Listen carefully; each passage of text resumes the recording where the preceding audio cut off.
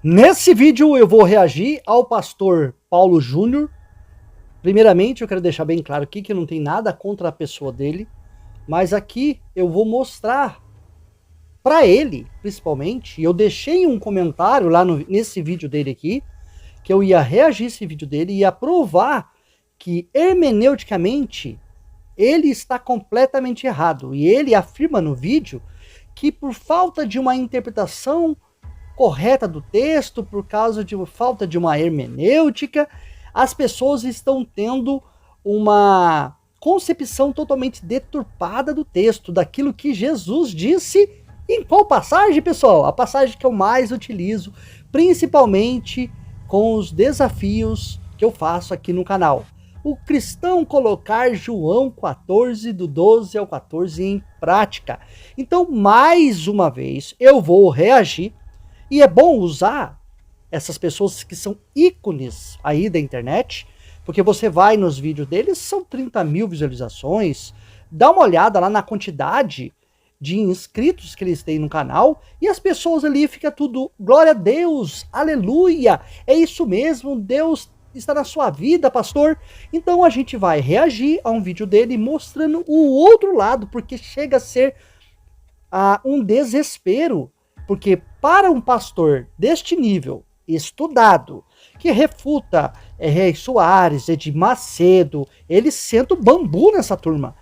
Mas aqui, pastor Paulo Júnior, tu deu uma bela de uma derrapada hermeneuticamente dentro desse texto. E eu vou provar para vocês, depois da nossa vinheta.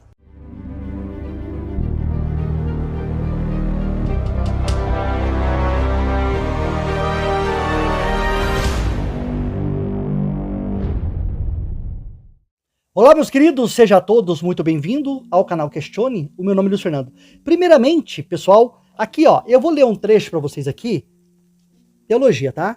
Hermenêutica, a arte de se interpretar o texto. Vamos ver o que está escrito aqui, pastor Paulo Júnior. Aqui diz o seguinte, ó, na hermenêutica, e aqui não é um ateu que criou essa teologia, não, tá? Quem criou esse sistema de interpretar o texto foi os próprios cristãos, tá? Aqui diz o seguinte, ó. Presta bem atenção, ó. Texto fora do contexto gera pretexto. Gera pretexto para quê? Para heresia. Não se pode isolar o texto, um versículo do seu contexto. Você não pode extrair um versículo e isolar o restante. Outro equívoco, pastor Paulo Júnior, que o senhor cometeu. O senhor cometeu homilias, que é se utilizar versículos daqui de João 14, misturar lá com Mateus, depois pular lá para Apocalipse, sendo que a Bíblia, o Novo Testamento, ela não foi escrita por um autor só. E também não existe essa baboseira que ela foi inspirada pelo Espírito Santo e harmonizada ainda. Porque há vários textos dentro do Novo Testamento que se contradizem. Várias passagens, inclusive doutrina de Paulo com Jesus, a doutrina lá de Jesus com Hebreus, a carta de Hebreus, e outras passagens ainda que deixa a desejar em questão de hermenêutica. Primeira regra, então, pastor Paulo Júnior, não se utilize versículos de João tentando explicar com Mateus, porque é outro autor. E também não se utilize, não fique pulando de galho em galho, fique dentro do seu contexto. Vamos ver o que diz o Evangelho de João. Não fuja disso, porque são autores diferentes. Se você trouxer de outro autor, você pode criar qualquer tipo de homilia. Eu posso fazer qualquer tipo de manobra dentro da Bíblia. Por exemplo, uma passagem que o senhor mesmo utiliza para refutar R.R. Soares, é que R.R. Soares diz o seguinte, sobre o dízimo. Trazei todos os dízimos à casa do tesouro, né? Roubará o homem a Deus? Todavia, vós me roubais. Aí, o R.R. Soares cometendo uma heresia. Isso aí são falas tuas, tá? Como eu provo os falsos profetas? A humanidade de Cristo é uma verdade comprovada na Bíblia. Negar uma verdade comprovada biblicamente torna-se heresia. Todo pastor, pregador, movimento, livro, conferência, que nega, distorce uma verdade declaradamente exposta na Bíblia, herege. Mentira! Nega uma verdade das Escrituras. O R.R. Soares, ele afirma que quem não der o dízimo não pode ser salvo. Porque ele diz lá em 2 Coríntios 6:9, nem os sodomitas, efeminados, nem os ladrões herdarão o reino do céu. Aí ele vai para Malaquias 10, roubará o homem o Senhor teu Deus? E vocês perguntam assim, quem me roubará? No dízimo de oferta. Quem não dá dízimo de oferta é ladrão. O ladrão, segundo 2 Coríntios 6:9, vai para o inferno. Então quem não dá dízimo é ladrão, quem é ladrão vai para o inferno. Mas o contexto lá de Malaquias está dizendo isso? Então eu usei uma fala do Senhor contra o Senhor mesmo. O Senhor mesmo explica que não pode tirar o texto do seu contexto. E por que o Senhor fez isso? Por que o Senhor fez isso com João 14? Qual que é o medo, pastor? O medo é que o povo descubra a verdade que está escrito ali em João 14, claro e nítido. E aí, por que o Senhor não entende assim que o texto está falando sobre milagre? Eu vou te explicar, pastor. Porque além desta passagem, que é uma passagem que não acontece na vida real, porque é relacionado tanto com a pregação do evangelho, quanto com os milagres que Jesus já fez, porque na vida real não acontece, pastor. Assim como esta passagem aqui, que é mentirosa, que eu vou provar para o Senhor, além de João 14 ser mentirosa, esta passagem aqui de Jesus também é mentirosa. E se não acontece nos dias de hoje, você vai dizer assim, Fernando, mas João 14... versículo 12, não acontece na vida real, não acontece nas igrejas, porque essa é a sua defesa. Aí eu falo, exatamente, porque não passa de uma mentira. Será que Jesus realmente disse isso? Será que Jesus, o que está escrito aqui, realmente Jesus disse isso? Pastor Paulo, será que Jesus disse isso? O senhor já estudou sobre isso? O que Jesus disse, o que Jesus não disse, que está no Novo Testamento? Uma passagem que eu vou mostrar para o senhor, pastor Paulo, é Mateus capítulo 26, uma mentirinha de Jesus. E disseram, este disse, eu posso derrubar o templo de Deus e reedificá-lo em 3 dias. E levantando-se o sumo sacerdote, quem é que estava levantando aqui, pastor Paulo? Caifás. Presta bem atenção nessa explicação. Caifás se levantou e disse assim, ó, não responde coisa alguma a estes que depõem contra ti? E Jesus, porém, guardava silêncio. E insistindo ao sumo sacerdote, disse-lhe, conjuro-te pelo Deus vivo que nos diga se tu és o Cristo, o Filho de Deus. Disse-lhe Jesus, presta bem atenção, quando Jesus diz aqui, pastor Paulo Júnior, ele está quebrando uma suposta profecia que os cristãos dizem que Jesus cumpriu lá em Isaías, que ele não abriu a sua boca. Mas aqui, olha o que Jesus vai dizer. Presta bem atenção. Disse-lhe Jesus, tu disseste.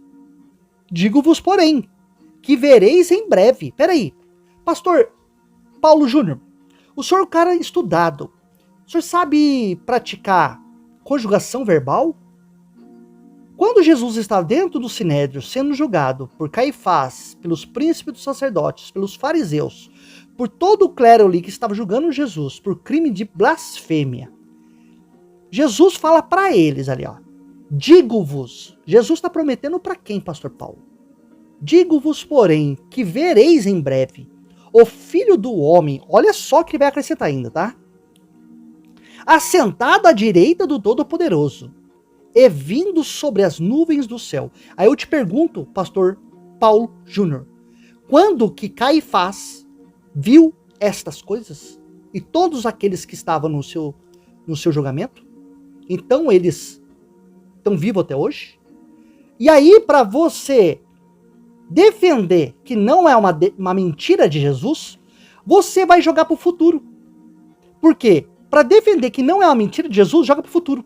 Mas aqui, respeitando o pastor Paulo Júnior, hermenêutica, conjugação verbal e sendo um cara honesto com os seus fiéis, aqui dentro do texto, Jesus promete para eles, não promete para nós, porque se for para o futuro, Jesus está prometendo para quem em um julgamento no futuro?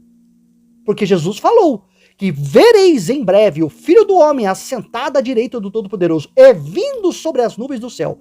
Te pergunto, pastor Paulo Júnior, quando isto aconteceu? Quando que Jesus cumpriu Mateus 26:64? Não, né? Então, é uma das mentirinhas que eu provo aqui dentro deste canal, que Jesus mentiu em várias passagens da Bíblia.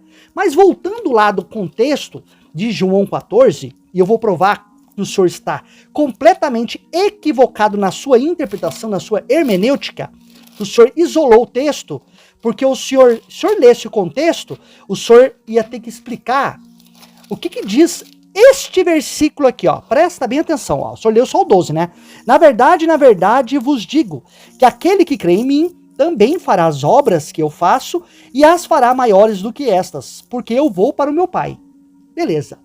Eu vou te refutar, pastor Paulo Júnior, em duas passagens. No contexto do que o senhor leu, o senhor isolou o texto, o senhor não foi honesto na sua hermenêutica, um cara estudado, pastor, cheio de livros aí atrás, na sua biblioteca, o senhor cometeu um dos maiores equívocos de interpretação de texto e de hermenêutica.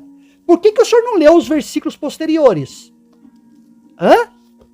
Era mais honesto o senhor dizer o seguinte: meus irmãos, essa passagem Jesus direcionou somente para os seus discípulos. Isso daqui não vale para hoje.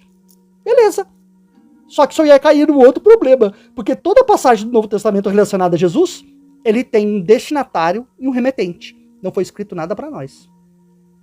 Aí o senhor vai ter que desconstruir todo o Novo Testamento.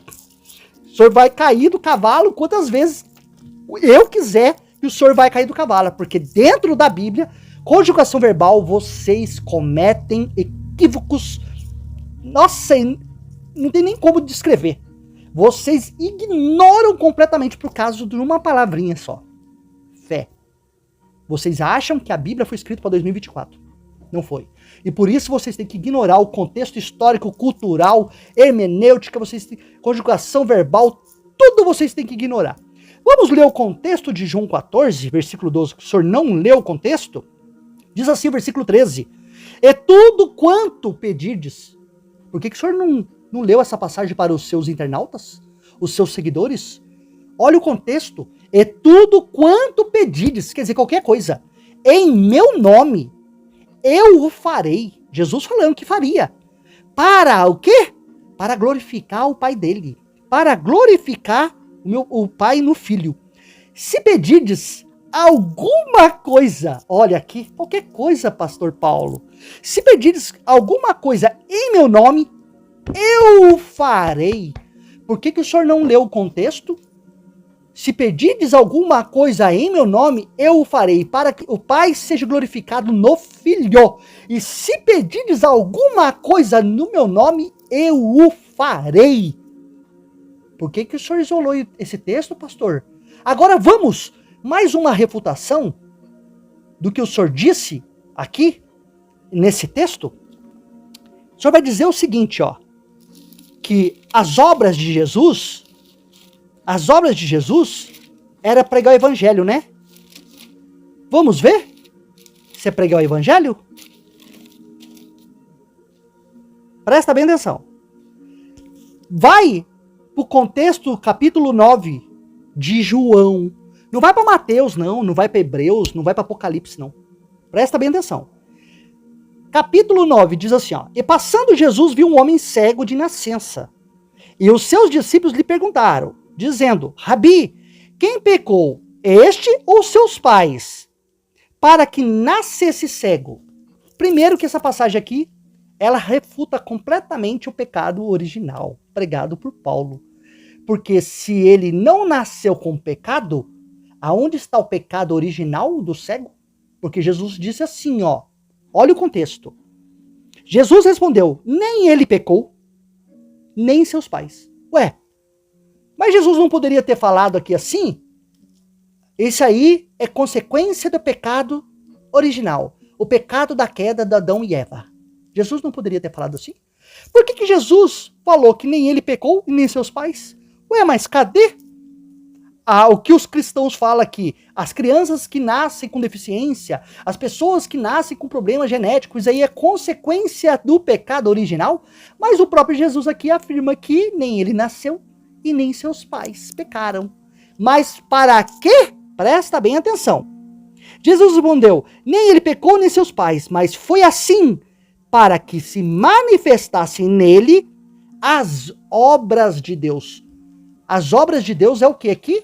Pastor Paulo Júnior, é pregar o evangelho? Vamos ver se Jesus cura o cego, opera a obra? Enquanto convém que eu faça as obras daquele que me enviou. Que obras são essas, Pastor Paulo Júnior? Convém que eu faça as obras daquele que me enviou. Enquanto é dia, a noite vem, quando ninguém pode trabalhar. Enquanto estou no mundo, sou a luz do mundo. Tendo dito isto, cuspiu na terra e com saliva fez lodo e untou com lodo os olhos do cego. E disse, vai, lava-te no tanque de Siloé, que o significado, o enviado. Foi, pois, lavou-se e voltou vendo. Não foi obra que Jesus praticou aqui? Então, o contexto de João 14 diz que farão as obras que eu faço, curar o cego, e farão maiores do que essas. Por que vocês não estão curando os cegos aí na igreja, Pastor Paulo Júnior? Por isso que eu tenho um desafio aqui no canal para você, Pastor Paulo Júnior, ou quem quiser, vir aqui e orar para alguém que usa óculos, para que for curado da sua visão, restabelecido como zero. Não é um cego de nascença, não. Mas nenhum cristão aceita, porque não acredita em oração, não quer se dedicar em jejum, em nada de tudo aquilo que o senhor prega na sua igreja. Porque quer ter poder, tem que jejuar, tem que suar, tem que ralar o joelho, tem que sangrar. Não é assim, nesse tom que o senhor prega lá?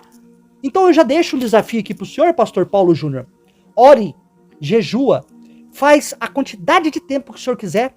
E no final o senhor vai vir aqui no canal, ou eu vou no seu canal, e eu vou levar uma pessoa deficiente visual, não é cega, tá? É uma pessoa que tem problema de visão que usa óculos.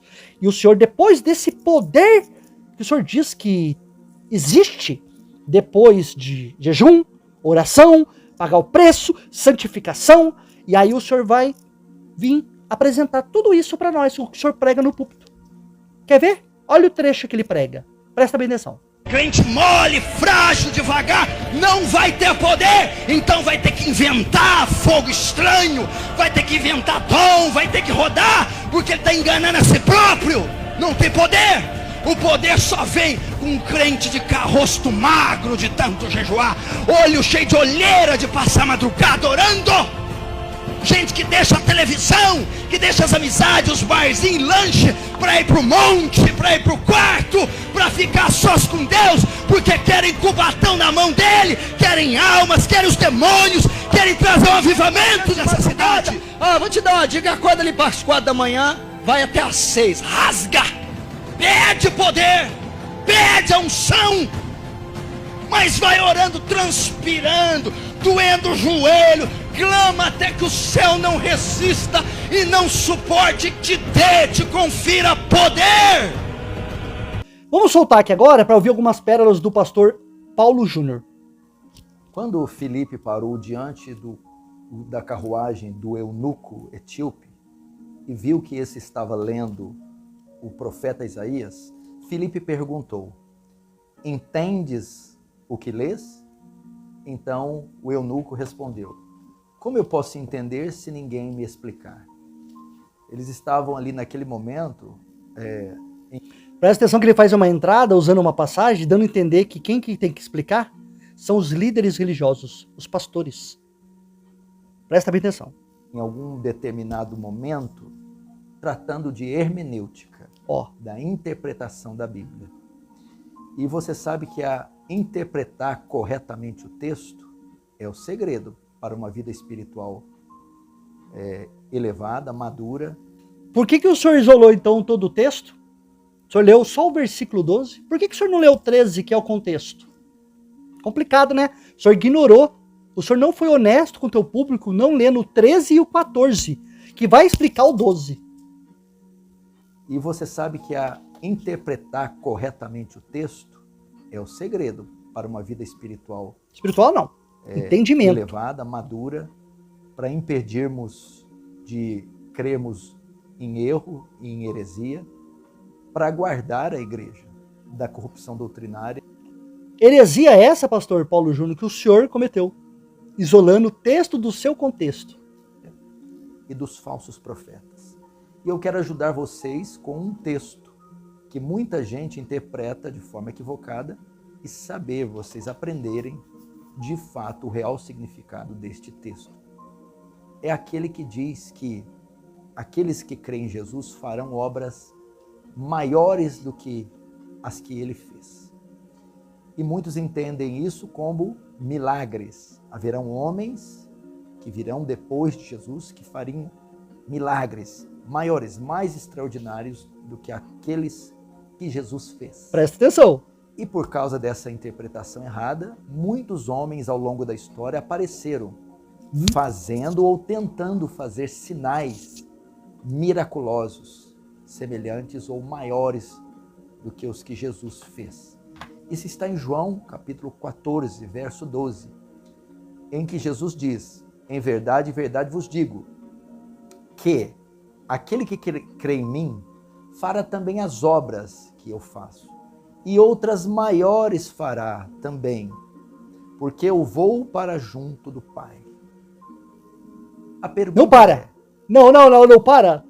Leia o contexto, meu querido. Leia o 13. Leia o 14. Eu não acredito, pastor Paulo Júnior, que o senhor vai isolar o texto.